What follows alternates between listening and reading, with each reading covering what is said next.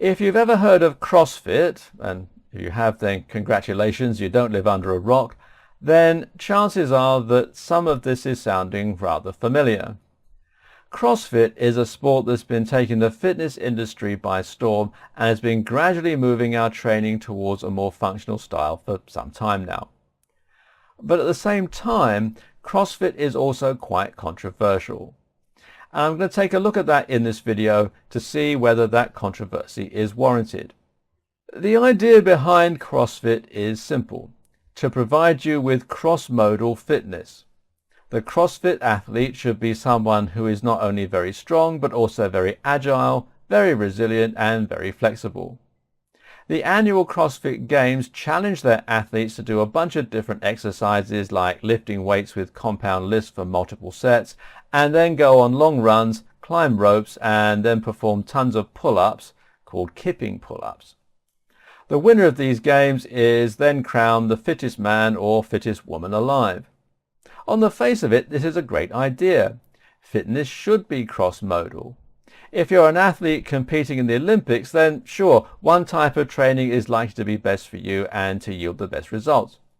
For everyone else, though, there's little use in being really strong if you're not flexible, or in being really fast if you can't run very far. The best kind of fitness for everyday life is jack-of-all-trades fitness. So it's a great idea. Why then the controversy? Well, it actually comes down to several things. The biggest concern for many is the lack of regulation. CrossFit gyms are called boxes, and in order to open up a gym and start training people, you only need to go on a very short 3-day course. This means that all kinds of people are running classes, and that's leading to people getting injured. Of course, the same could be said for fitness in general to some extent, but in CrossFit it's rife. The other problem is with some of the programming.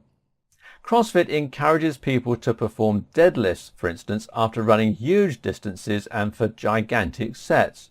The result is that they start to lose their form and become much more likely to injure themselves.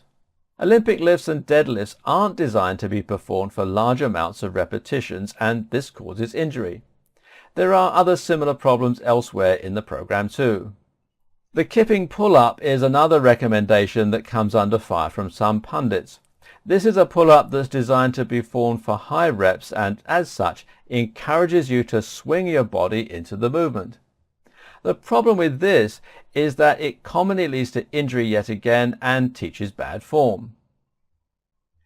If you go to the CrossFit website, you'll find a new WOD there each day. This is a workout of the day, and it's a recommended training challenge that CrossFit fans can choose to follow and that some boxes will offer their clients. The problem is that these workouts seem to be completely random. One day you're running 6 miles, the next day you're performing ring dips to failure.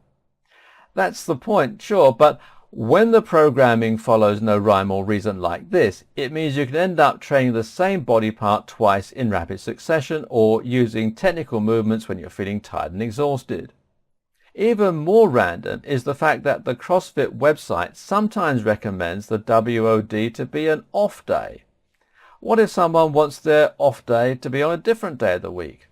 What if their training schedule doesn't fit with their precise routine? It's all a bit strange, and the almost cult-like dedication seen by some people only makes it worse. There's certainly good to be taken from CrossFit, and if you find a good box, then it can offer great instruction and a motivating community around your fitness. This is undoubtedly the direction that fitness will be taking in the future. But for now, approach with caution and a heavy dollop of cynicism. A lesser known but certainly no less cool fitness movement is that of MovNat.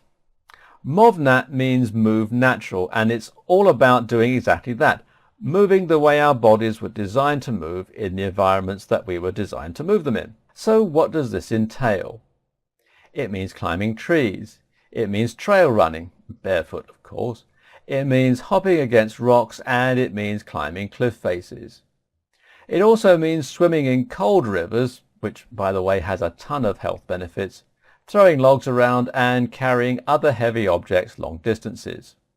Not only is this kind of training fun, but it's also very good for developing all kinds of motor skills that you probably didn't even think about anymore. Things like grip strength for climbing and forming calluses to toughen up. Of course, there are problems with too many embracing this type of training too. One is that many of us aren't fortunate enough to have a huge sunny woodland to go running in. If you live somewhere cold and urban, then MovNat might mean running to the nearest park and splashing through mud in the rain. Another issue here, of course, is the lack of instruction or structure. This is a pretty good way to get hurt, and it's hard to know if you're progressing. Don't completely embrace all these movements then, just take from them what's useful. In the case of MovNat, remember that anything can be training, and there's a lot of good to be gained from just getting outside. Start with structured training plans to restore your freedom of movement, your strength and your confidence. Once you've done this though, you should then start to experiment with your new movement framework. Don't be afraid to try new things and to listen to your body while you train. If something feels like a workout for the muscles, then it probably is. Who cares if you can't find it in a book anywhere?